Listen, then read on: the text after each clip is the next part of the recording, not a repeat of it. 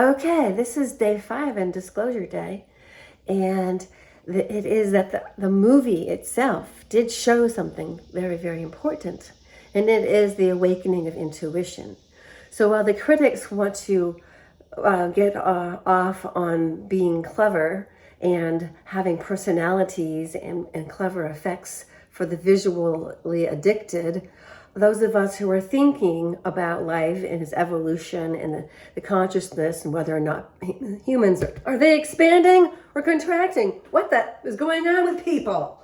Grab a cuppa. Oh, we're going to talk about what would real disclosure be if we actually talked about, let's talk about intuition, and here's this. Maybe we're all living on a wing and a prayer. Chew on that. Or grab a cuppa, okay? So I'm going to just pour some water in a cup here. So, oh, my goodness. We are in a divine species. The aliens are here to learn from us. They're learned to see us. A good many of the human population will choose to go whatever way they will. The bifurcation is real, and the spiritually minded, I do put myself, I own it. I am that person. I've always been. I'm that gullible one, the overly generous one, the one that's like, okay, let's all just get along. And then must learn not to be a martyr about it, but to recognize that that was a potential path. Instead, I am living on a wing and a prayer, because as far as I'm concerned, and my experience is the only thing I can share with you, is that I have always been very well provided for. And my physical security has always been assured. And the only thing to fear is fear itself. And the fear of poverty, the fear of homelessness, that's an addiction programming in the mind. So you have to pluck that from the garden of your mind. Just pluck it, pluck. Know what's there. And then just go yuck out of my life. And so there you have it. Cheers to that.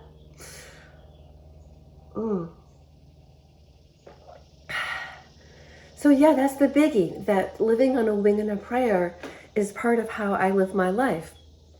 And the other part is living like it matters. It matters. Your life matters. How you wish to live your life matters. That's why when you're in a partnership by way of a contract, by way of marriage, for instance, and it also happens in business, that the partner's they both have a different vision for the future. Or one of them wants to spend the money foolishly. Or one of them wants to spend the money the only way they want to spend the money. And so there's not equity. And thus there is either a great sacrifice and compromise made by the partner, and again, this could be relationship or business, that's getting shafted because of the overpowering personality. They can continue to stay in that relationship, or they can do what I did, which is to live on a wing and a prayer. So here I am, and I am talking about Disclosure, the movie. What it does show, what I see, this is Disclosure Day 5, so there are links provided in description to take you to the other ones. And being able to choose that path or have that path is not necessarily something I advocate to people. I'm just telling you that I have lived on a wing and a prayer. My choice to come here came with it some memories. I had prophetic dreams, meaning directional ones. I have been an experiencer interdimensionally, because the real other disclosure, besides women following their intuition, the real other disclosure is that the interdimensionals that tend not to harm humanity don't need spaceships to penetrate our reality. I don't know way that they are when they originate, but when they manifest as an orb that opens up, scans, what is that? Is that a peephole? Is that a portal? Is that a presence? I talked about that. And I was scanned. And then she's not ready yet. And then it was poof. And I woke up in my bed, even though I had been standing at the foot, because I was in my astral body. And it wasn't scary. It was breathtaking. And I was in a clear place. I was on Bald Head Island, sleeping in the big, huge master. I think it was like a king's king, like it was an emperor bed or something. It was huge. And my then husband, who turned into, he's the skinny reptile with the toe fungus. Oh my goodness, he finally got his dream. My daughter told me he's living on the ocean in Florida, and I'm like, good. He can walk that beach every single day, get a foot massage from Mother Earth, and get his toe fungus cured by the salinity in the sun. Because, man, he was a mean motherfucker. So I wanted nothing more than to make sure he was not going to pollute the vibe here, because we all contribute our vibes, to anger, because he was venomous. He had so much venom. So thank you very much, you would say to me, and I would say, you're welcome. I prevented an asshole of the Supreme from littering the junk that we're all connected through, which is the collective consciousness. A lot of times it's junk. We also have glorious things, so tune into that. It's like a radio wave. You can tune into the higher ones. You just have to aspire to them, and then you would tune into them. Yeah. So focus on, aspiration, even though I admit to having a morbid sense of curiosity. I find outdoor adventure stories where things go wrong important to just take note of, more by way of being aware than to find pleasure in how somebody met their end. It's more of, okay, how can I be aware and knowledgeable of potential human error, and every single human error involving getting lost in the woods. It does not involve an animal, like a bear or a cougar or anything. It involves them stepping off the trail, and then not being able to find their way back. So my brother had Boy Scouts, and he used to say, you go in with a rope. If you're going to go, he was an avid hiker. He even hiked Pikes Peak in Colorado, and that was in the 70s, like the mid 70s, 75 maybe, 72, I don't know. I was young. He hiked it, and he was in good shape, and my father developed kidney stones, and we had to go to the emergency room. Well, they did, my mother, and he was laid up, and he passed some pretty gruesome ones, the poor guy, because he didn't get enough water. He was dehydrated.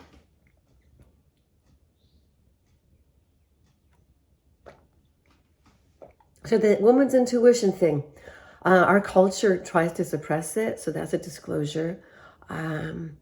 The children of today get very little downtime when they're not having instruction in their face.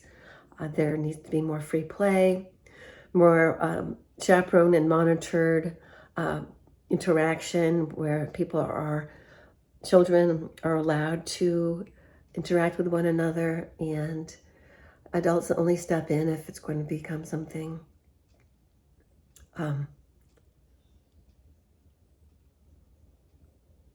like unjust, If there's two kids that want to fight each other and they're equally matched, have at it. Even if it's women, which rarely happens amongst this skin color, okay?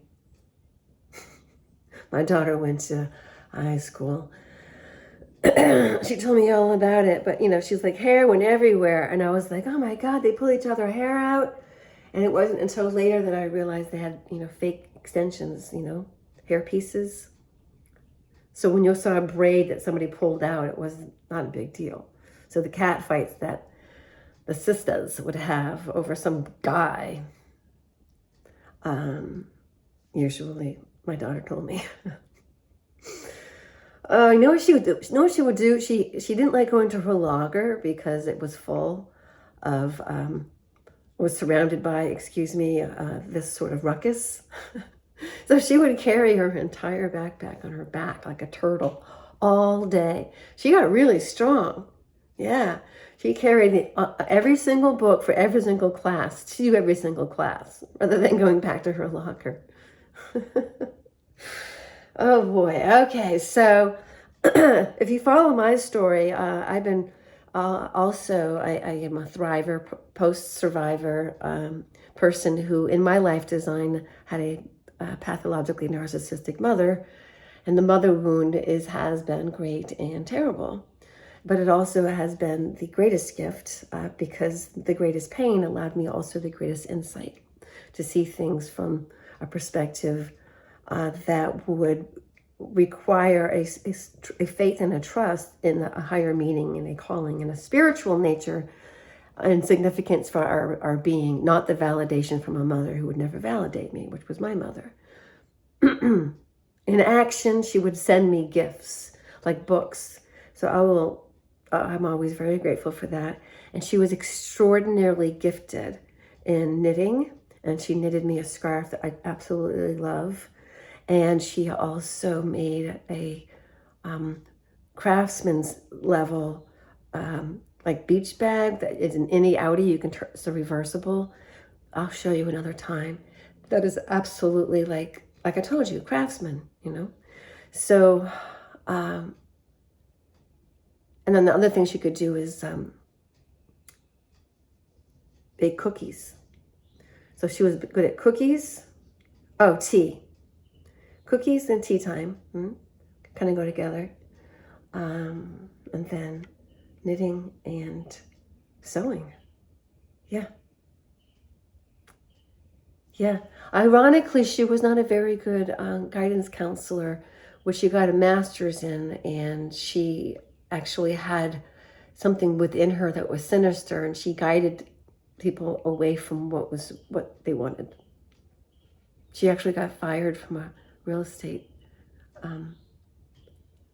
She got slapped on the wrist, I'll put it to you that way, for leading a couple into this color neighborhood that was not this color. And they're like, no, we want to go to this neighborhood. We want our children to be safe too. She got in trouble trying to divert them to another neighborhood. They're like, no.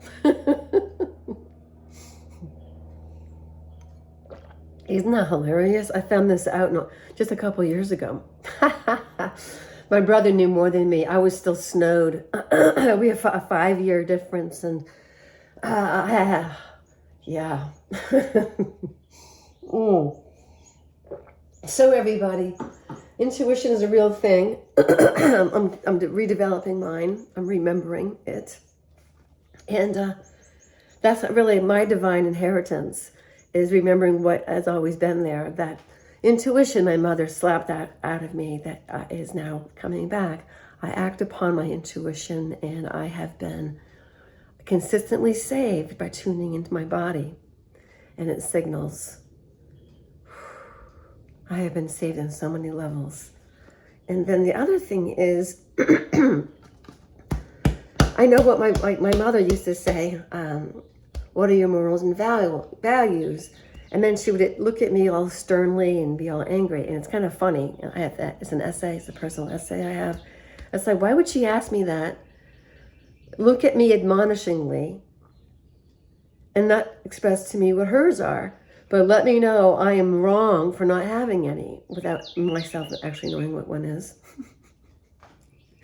It's like telling me I have a vagina orifice that I can put the tampon in, and saying, here's the diagram, and like you go and you don't have the orifice. and you're like, you have a hymen, and you find out years later that your grandmother had a thick hymen too. and on my grandmother's wedding day, the night, so they had to go to the emergency room because her husband just couldn't wait. And he had it actually lacerated. Rather than pleasuring her, he was such a dick. He was mean. Well, the only reason why she married him is because, I don't know, but he used her. And I think he was the original narcissist on my father's side, because she was a homeowner and he was unemployed. And he needed a place to develop his business from. And he was, I think, a heating and cooling or appliance mechanic. He was a specialist in fixing things or something. So anyway, yeah, truth be known. Anyway, that's what happened. So when my mother was like, here, take a look at this diagram, and then look for that, take a mirror to the bathroom. I'm going, I don't have it. So, when my mother asked me about these morals and values, I'm like, yeah, what? I mean, I'm thinking, is she going to tell me? Because she was wrong about the orifice. I don't have one. I just have this white sheath. I was like, I'm like, oh gosh, I don't know how the blood comes out. I mean, what is this? And what was cool about it is it found a way, and it's like fluids always find a way through gravity, but nothing going in was going to go in until it was ready, So, when I learned that having morals and values for me now is akin to what is the intended life. So I would love to have a partner. It would be wonderful to have a partner in life, but it'd have to be a true companion. And the idea is for each one of us to help the other one develop spiritually. It's not to use the other person materially for material gain, which I have experienced being on the receiving end of these men wanting that. They're very materialistic. They're the gold diggers, really. And my soul is gold, and who I am is gold, and everything I touch is gold, and my strength is one-on-one. That's why I work one-on-one with clients, and I'm moving into the life as a spiritual guidance counselor. Because I've been through so much, I do have acquired wisdom, and it's time to help young ladies not to divorce the wrong man, because if he's willing to work with her, and she's willing to put in some time, it doesn't get any better, and there's no man better than the man who's the father of your children. So you should stay with them. It's not easy, guys, either, and you can be real dicks, and you know it. So that's where I stand on it. I'm pro-marriage. I'm pro-marriage sticking together, but you guys can be real dicks. Being married and going on online dating. I mean, really? Why? Why don't you just get a Penthouse magazine like they used to in the olden days? Get off the porn. Ladies, you should not use dildos with vibrators. You should learn how to do your own inner flute pump. Look up sexual tantra, inner flute pump, and the pericardium muscle. It's the like the twang, the putang. So my morals and vowels. My values and my intentions for what I am all about is that I wish to bring greater love, wisdom, and awareness through my own expression of being, hence my channel. So here. And also, you get through the stuff and you don't let it break you, you don't let it become bitter, but you get through it and you have your experience. It's really important to go through everything you have to go through so that you're not doing spiritual bypass. Grieve to grieve, heal to heal. But don't conceal that which is not real, because then it will compound. And if you deny it, eventually you might just yourself because you've never dealt with it. And you have to learn with self-acceptance. And why are these people doing all this stuff to you in the first place? It's because you're fucking wonderful. If I weren't so great, I wouldn't have had these challenges. So I have a lot to offer, and I'm excited to be offering it, and I'm glad to be doing it through this channel. So yeah, the Disclosure Day movie, they did show that we will have an awakening of our latent talents, inherent talents, and we all have different roles to play. Now, they're not going to all demonstrate as genius and crazy like that because people would go crazy. But what is important is that as you resonate and become at a higher and higher frequency, those around you who aren't friendly are going to spin out of control. Poof, and they will expel themselves from your community. They will self-expel. So the old saying, one bad apple spoils the bunch, well, it can happen in families, but in reality, when you have your earth family in your community, it doesn't hold true anymore. The one bad apple self-expels. That's what happened to the bad guy in Disclosure. All right, more later. That was Disclosure Day 5, the real disclosure, with yours truly. Much love.